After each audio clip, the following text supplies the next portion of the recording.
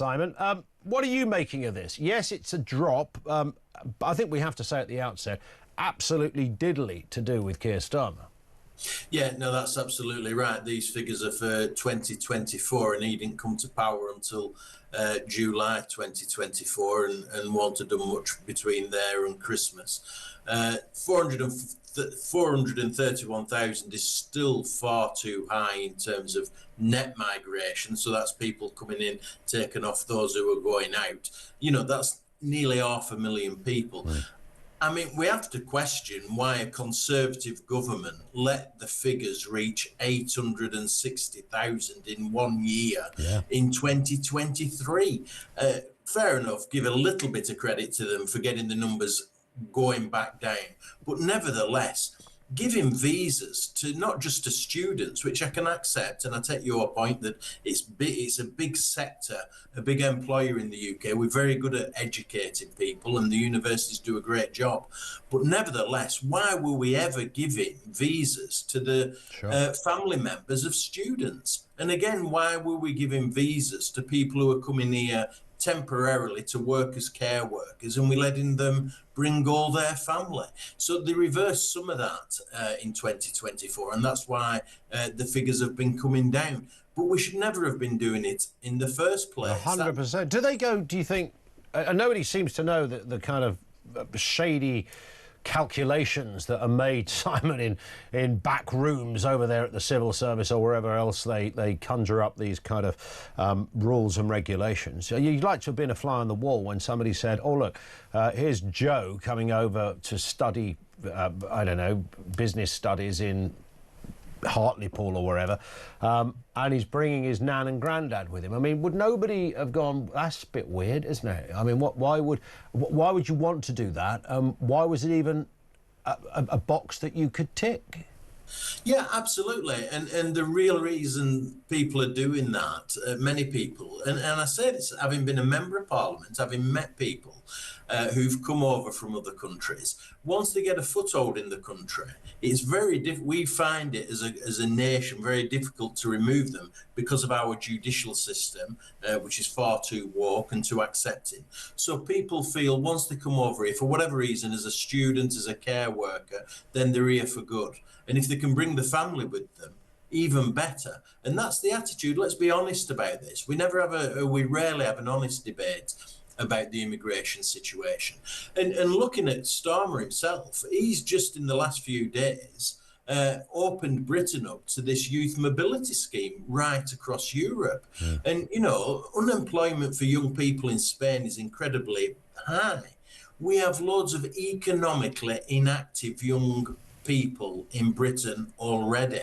Yeah. We don't need to import more. We need to get people who are not working into work to do those jobs that they're currently not doing. We don't need migration to help us fill those roles. And this is the real challenge for government if they want to face up to it.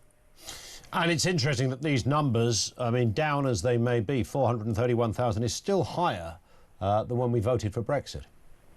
Yeah, no, absolutely. The figures are way out of control. First, it happened under a Conservative government, which I'll never get my head around, because you would have assumed that they would have been better on this, but they clearly weren't. I don't think Starmer will be any better. He's got this youth mobility scheme coming in. It might get a little bit better.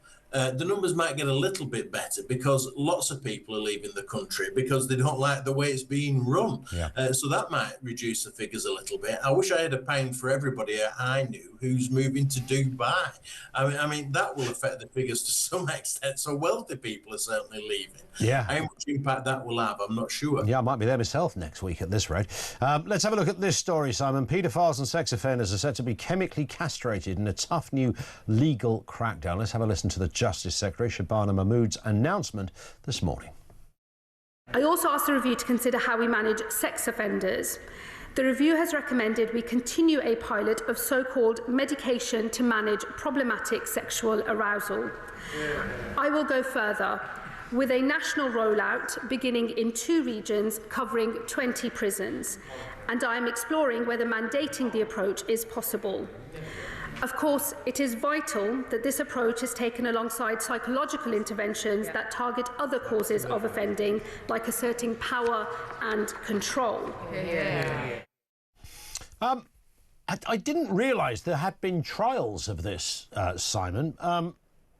I mean, I think there are other ways of dealing with this, but we couldn't probably broadcast it, or we'd certainly never see it in law. But here we are. Chemical castration can cut reoffending rates by up to 60% using drugs to suppress sexual urges. And this comes from, I think, a Californian plan, or areas like California that have done this.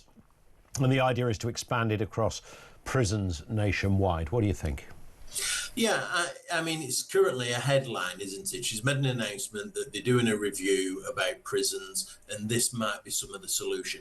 I support it. I think it should be compulsory. And I talk about this from the perspective, not least, that I wrote the book Smile for the Camera, The Double Life of Cyril Smith. And you will recall, many of your listeners will recall, that Smith was proven to be, and I helped prove it, a paedophile, a prolific paedophile. And as a senior officer, police officer pointed out to me during the research for that book, these people have a career of abuse. And it starts off, as it did with Smith, where he was just touching children in the 1950s, to the point where in the 80s and 90s, he was really heavily abusing children. And you have to make an intervention. And as the senior police officer said to me, they will carry on doing this until you lock them up permanently, or you castrate them using chemicals, which is what's being proposed here. And I do genuinely think it's a solution. It certainly does, yeah, or, you know, as many would say, just chop their Charlies off. But again, I doubt whether any government's going to give the go-ahead to that, or even worse, as far as some are concerned. Stay with us, Simon. Simon Danczuk, the former Labour MP, now Reform UK member.